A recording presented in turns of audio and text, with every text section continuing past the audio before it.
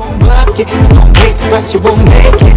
I don't even care where this road leads. All I know is when my heart is gone near the tree.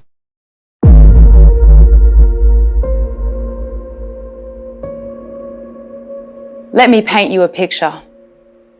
Australia, once known as one of the safest and freest countries in the world. A land of spirit and ceremony.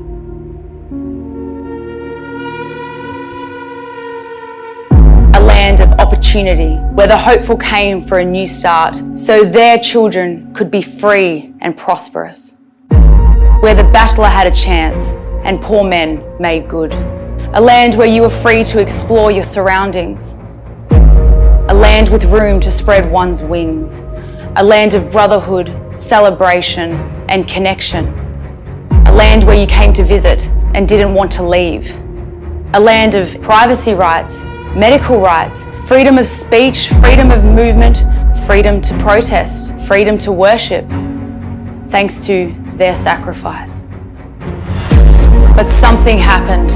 Today is the first full day of the New World Order. We've got to accept that this is the New World Order. The New World Order? And the Australia we once knew is no more. Lockdown 6 was announced on August 5. It is no longer the land of the young and free. It is now a land of division, blackmail, coercion, discrimination, and medical apartheid. Get off of me! A land where movement, speech, religion, and opinion are no longer free. Protesting is illegal. Police must enforce corrupt policies to keep their jobs. As I won't be a police officer after the end of this interview. Police shoot protesters in the back while they are running away. Australia! Doctors and nurses cannot speak. They will lose their license. I can't really talk about that. People have lost their jobs because they don't want the injection. Children are missing school and attempting suicide at a high rate. We need to show our papers to go shopping. If you want freedom, get the jab. We can't travel across state borders unless we apply for permission to. Members of Parliament are censored and defamed. 100% of those studies. It's a conspiracy theory. Pregnant women are arrested for a social media post. Search warrant. Search warrant for what? Activists who fight for democracy are imprisoned. At the moment you're under arrest for incitement. Our human rights are gone.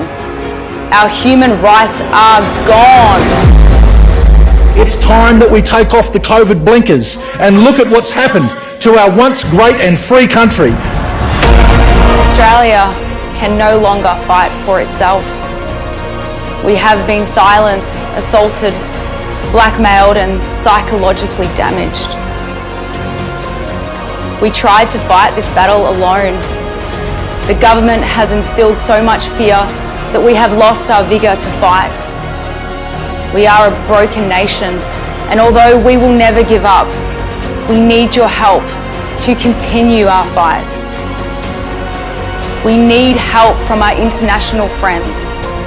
We are seeking your support to apply political and economic pressure on our leaders to change the destructive path that we are on. That is why we are organising a worldwide protest, with Australia excluded, in support of our plight for freedom. This is an official SOS from my beautiful country. We plead with you to hear our cries for help.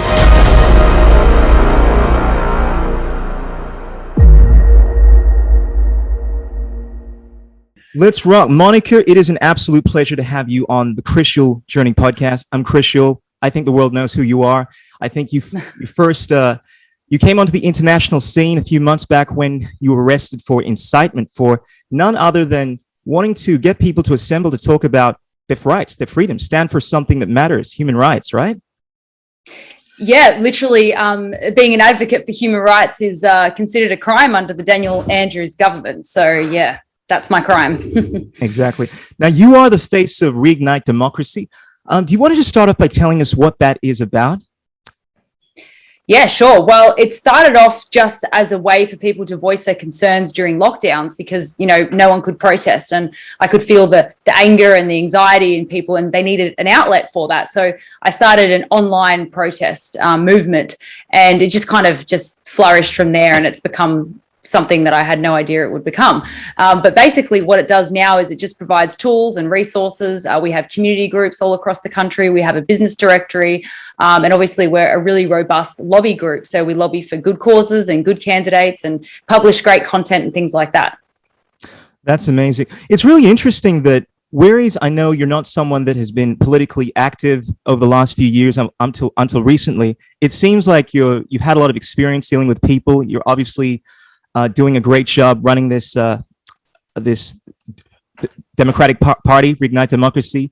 I mean, where do you draw your experience from? What's kind of giving you the fuel to take on this challenge?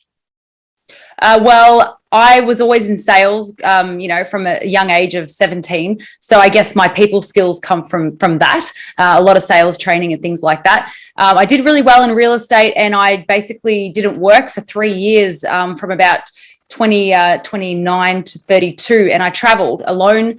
And I think that's what really gave me the empowerment. I really, found myself. It sounds cliche, but it's true. And I realized that, I wanted to do something purposeful in the world.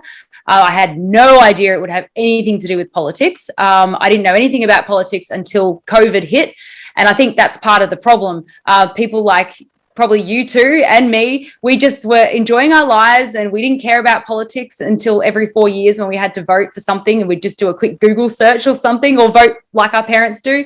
And that's probably why we're in this position. So I think it's really great that people are starting to get more involved in politics like I have. But no, I don't know anything about it, which gives everyone the idea that you can also get learned on politics really quickly like I did.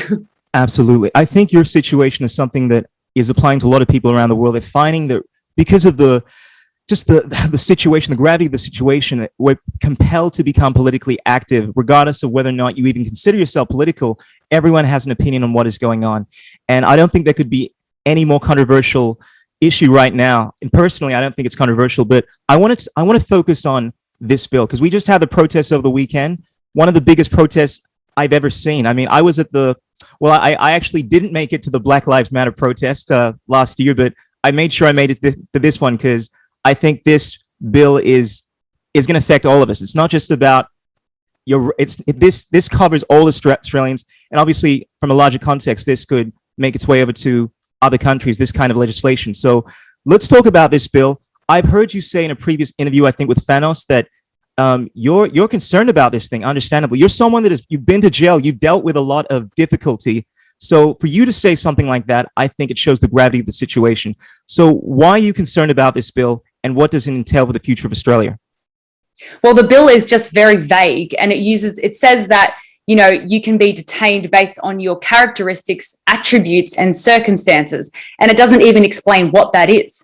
So it could just be because you have blonde hair. It could be because you're Catholic or Muslim or black or white. There's actually no parameters there. So it's very dangerous legislation just because of that. But also the fines for not complying with health directions are upwards of $90,000 for an individual and $109,000 for businesses.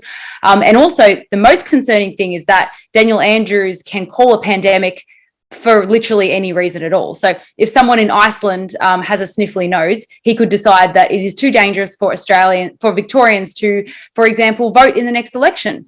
He could basically lock us down for any reason at any time. And to put all that power into one man's hands, it's just not smart for any democratic country or any country really. And we know what happens when one man has all the power. It's not good. So for me personally, this is very scary because I feel like I'm already on a pretty high list of people they want to get rid of because they've already tried. So for me, it's very concerning, and I'm considering not being here anymore because of it. Yeah, well, it's great to hear you say that. I've been going through the same thought process. I mean, a lot of us have been on the front lines of what is going on, and I think this bill is really making what is going on inescapable to anyone. Now, you mentioned a point there that the Premier will have the powers to essentially suspend elections? Because I know one of the things that you've been doing with Reignite Democracy, correct me if I'm wrong, but you've teamed up with United Australia, and it does seem as if we're in a pandemic, but we're in a position to really make a change in the political landscape. You know, considering that United Australia is the biggest party now, in the event that someone like Daniel Andrews wants to say, "Oh, look, mate, it's too dangerous. I'm sorry, we can't have the elections." I mean, clearly this sets him up to continue another year of insanity and trying to coerce people like you and I to stop what we're doing, right? So that's right. And yeah, well, I'll clarify. So basically, RDA as a lobby group can lobby for any party, but we're just going to work really closely with the United Australia Party, but we're also working with other minor parties as well. So we're not tied in with any contracts or finances or anything like that, just FYI.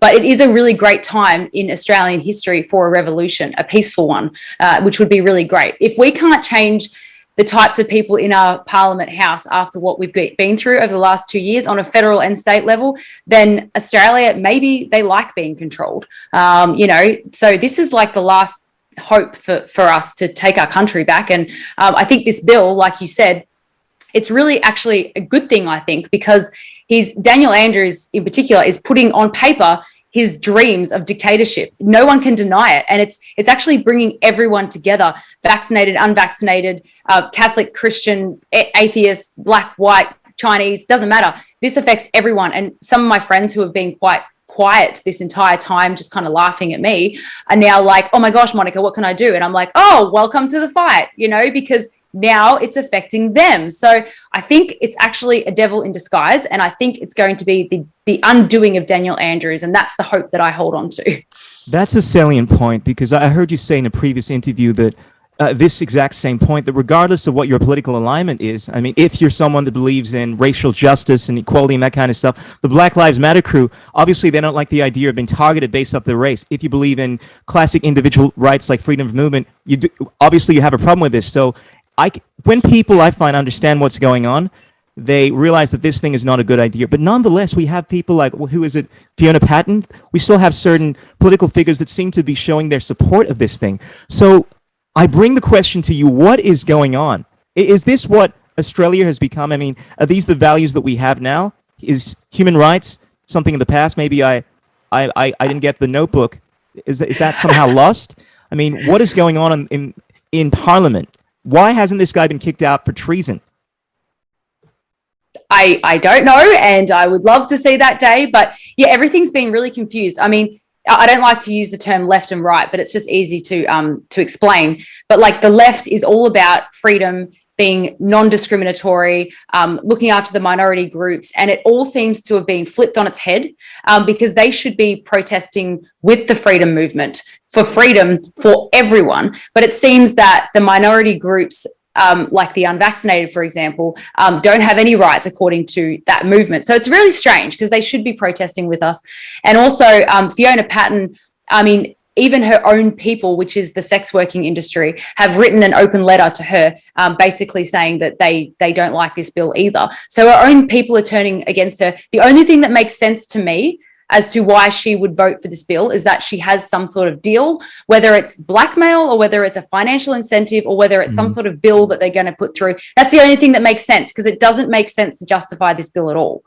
Absolutely. I think you and I are aware that there's a lot more going on here that meets the mainstream, But look, when it comes down to things we can do to avert this, I know you've been very active. You're working tirelessly.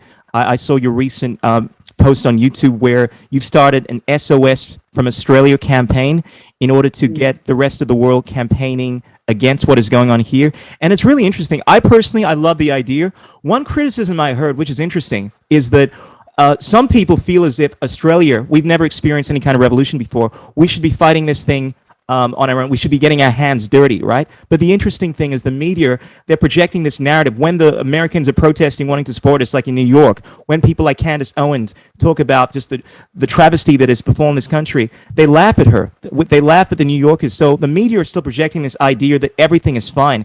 And I think this campaign is getting it out to the world that, no, we really actually need your help. But what are your thoughts? Do you think perhaps that we need to take this thing more seriously ourselves, or do we really need to make this a global issue? Well, I've been taking this seriously for over a year and trying to motivate and empower people to get involved. And let's be honest, it's just enough people aren't getting involved. So, this video obviously was designed for an international audience. Of course, the first preference would be for Australians to stand up and fight for their own country. And that's obviously what we want to happen. But it's actually just not happening. It's not enough. There's been protests for a year and some of them have been as small as a couple of hundred, Now that there's no lockdowns, everyone's like, yeah, we're fighting for our rights, But when there's a lockdown again, they'll all be scared and go home. So it's one thing to say, oh, we need to fight for ourselves. Okay, well, are you doing that? Because I've been here for a year trying to get people to do it. And sorry, but some people have been amazing, obviously. But there's not enough. And so the mission of this SOS it's also just to raise awareness as well. I obviously don't think that a protest in New York is going to change anything in Australia realistically. But what it does do is raise awareness, and you never know the sorts of things that will happen when you raise awareness. For example, there could be someone with really high profile in another country, a leader, who actually just calls Scott Morrison and says, hey, I've seen this video. What the heck is going on? We don't know what it will achieve, but the definition of insanity is to do the same thing over and over again and expect something different. We've been doing the same thing for a year over and over again. It's not working. So we're like, let's try something else.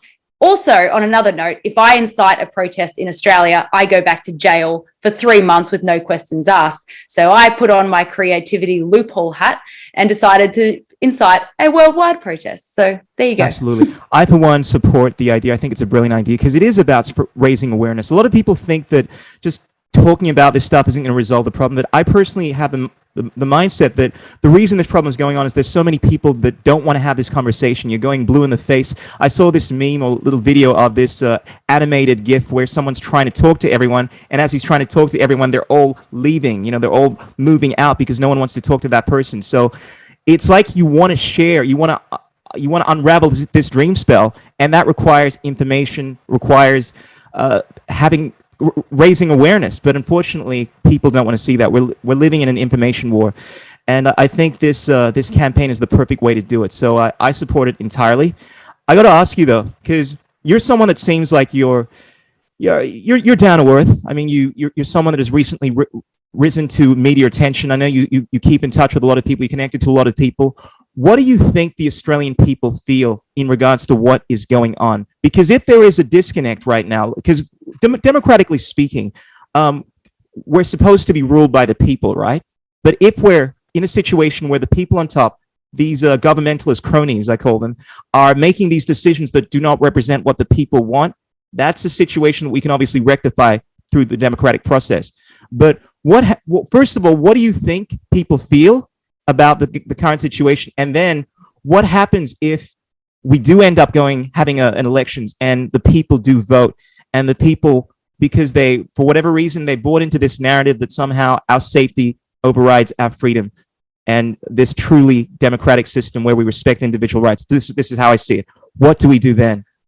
So it's really hard to know what people think because, of course, we all live in an echo chamber to some extent, and also because of censorship. If we had the ability to get to the mainstream media, Facebook didn't ban us, YouTube, etc., then people's opinion might be more free. But the problem that I see is that sometimes people make opinions and they don't actually know where the opinion came from. It actually came from the repetitiveness on the mainstream media, but then they hold this opinion really strongly, so strong that they won't be told otherwise. So it's really hard to talk to someone who has an opinion that isn't based on anything that they did themselves, but just based on subliminal messaging, which is just repetition.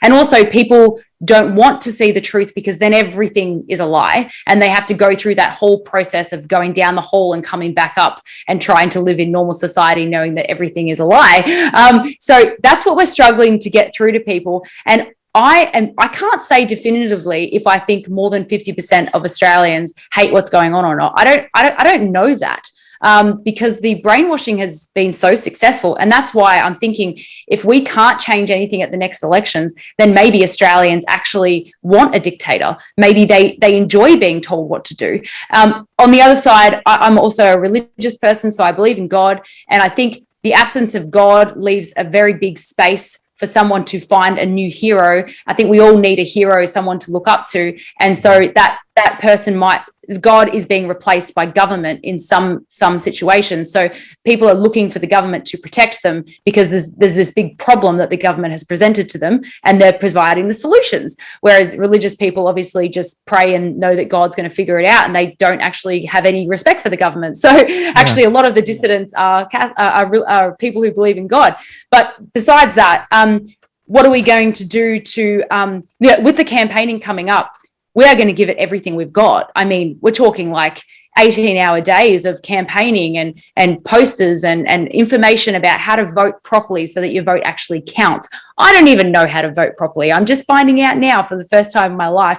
And there's probably a lot. Well, we're going to teach you. So we're going to have webinars about how to vote. And the voting booths for all the minor parties are going to be packed with people because they're passionate. You can't buy passion. You know, the Labor Party has to pay for volunteers, okay, which, by the way, isn't a volunteer in that case. But no one's going to have to pay for volunteers for the minor parties because they're going to be packed with people who want to be there, and you can't buy that. So I'm really excited for the next election. But if it doesn't work out, then I don't know what to do next. Yeah. Well, look, I do tend to be a fan of the approach that David Icke often talks about, and this is a common theme that we're seeing, the united non-compliance. And I don't even know if you can say this publicly, but there is something to, regardless of what happens within the political space, you know, not complying with unlawful mandates and things like that. Because you made a really salient point just earlier about how there's some people that believe in God and so forth. And I think we get this idea of human rights, individual rights, from this theme of God-given rights. I mean, there's a famous JFK speech where he talks about how the same issues are still around the globe. You know, the belief that the rights of man come not from the generosity of the state, but from the hand of God. And there is this battle where one side is telling you that, no, we, the government, get to decide what your rights are, and you listen to us because we're doing it for your safety. And then this other worldview, this is where we get the concept of common law, natural justice, that says, well, regardless of the government has the government can only protect your individual rights. It can't overstep that and try to keep you safe, per se. And I think the more you move away from this concept of your rights coming from God, not the government, that's where we find ourselves in a situation. I think this is important because whereas you address the question in regards to what happens if we don't change the general consensus, you know, perhaps you don't know what we do, but I think on some level you have to realize that this is how I look at it, that you own yourself, and like it's your duty not to comply with things that are unlawful, because we've had things like this throughout history, right? Like good people. I know your friend Tofa, he has a t-shirt I saw, it was absolutely brilliant. It says, good people break bad laws. And you think about, I make reference to this all the time, a few hundred years ago, of African Americans in West Virginia were obviously hunted, and people would be fined $1,000 and have to spend 6 months in jail if they did not hunt these runaway slaves. And that was the law there. So if we apply that to the situation now, do we say we do something like that because the majority of people vote for that? Or do we say, well, this is wrong, I'm not doing that? Well, I think we all need to create our own lines in the sand. And I think we should do that as soon as possible. So once you have a very definitive, I won't cross this line, it doesn't matter who tells you to cross that line, you won't do it. It also doesn't matter if you get threatened with death because you've decided, no, I'm not crossing that line. I think that actually gives you a lot of peace. So I know people who don't want the vaccine, for example, and they would rather starve to death. And I'm not, that's pretty dramatic, but I'm not saying that everyone needs to do that. But for certain reasons, you should have your own line in the sand. The government should not create where your line is, and they can't take away your rights and then give them drip feed them back to you. So I think within ourselves, we all know where our lines are, but we really need to actually contemplate it, even write it down and just figure it out, because then we'll be at peace and we'll know what to do when we come up against these things. Well said, well said. So finally, just in regards to how this is affecting your family, your relationships, because I think a lot of people don't get to see that side of things. People have different theories on what you're doing, what you're dealing with. And I know personally that, well, I'm going through a lot of issues right now with my family because these are such controversial, tumultuous issues. What's it been like for you? Are you finding that this is breaking friendships? How have people changed their attitude towards you since you become perhaps more outspoken and more of a public figure in regards to what's going on? Well, I somehow already had surrounded myself with people who agree with me, which is good and bad, because I haven't actually felt the division within my close circles like other people have. So I can't actually empathize with that. I can say, though, on another level, obviously me becoming more outspoken and having a bit of a profile around this has been really difficult for my family. I was living with my family when I got arrested, and they raided my brother's house with 5 children more than once, and they even interrogated the 4-year-old son while the mother and father weren't looking, which is totally illegal, and asked questions about me to a 4-year-old kid. And we've had people stalking the house and things like that. So I'm going a bit off topic of where you went, but that's how it's affected my family. And some of my family are leaving the state because of all this. And I've been very close to my family for the last decade. We've all lived in the same area, and they're all leaving. So that's affecting me personally. So on that level, I know what that's like. But and of course, a young person in my family took a medical procedure that they didn't want, just so that they could go to pubs and things like that. And that was really hard for our family to deal with, because we knew that they didn't want to do that, you know. So that's difficult. And of course, I know friends of mine who, you know, whose wife has had to do the injection, and it's, so I know all about that, but actually my friends all agree with me. So yeah. Well, that's great to hear. You know, I think it's really important right now to surround yourself with people that are on the same wavelength, just for your own peace of mind. I mean, you love your family, but you can't always tolerate them. You know what I mean? And I always say that the blood of the covenant is thicker than the water of the womb. You know, it's this idea. People always say that blood is thicker than water, but it actually comes from this idea that, you know, in times of difficulty, you have to stand for what you believe in. Find people that are actually in line with what you believe in. You know, one thing I really want to say to you is that I love the fact that you are out there doing what you're doing, because one of the big arguments I had with my friends recently was that there aren't many women out leading the way, you know, paving the way for truth right now. And I think I always make reference to people like yourself. And I know that many of them out there, like Marie Z, I have plenty of friends, like there's Layla Melky, but there's so many of them out there. And I also get things like, oh, I don't see many black guys that are standing against what's going on, you know? Why is that? But I think the fact that we are here shows that this thing really is not about, it's not about sex, it's not about race, it's about, I say it's about freedom, you know? And people always try to pigeonhole you into a particular category, like, oh, you must be an anti-vaxxer, or you must be a feminist or something like that, when reality, this is about, this issue is something that should be uniting us all under Australian values, right? It's about freedom. Isn't this what the Anzacs fought for? So I just want to say thank you for doing what you're doing. I love the fact that I've listened to many of your videos, and you make this a very relatable thing. You bring this back to how you're going to feel about yourself, your own sense of self-respect. And I think a lot of people are missing that ultimately you have to think about how you're going to feel, because you lose a bit of yourself, right, each time you give in to the tyranny that's going on.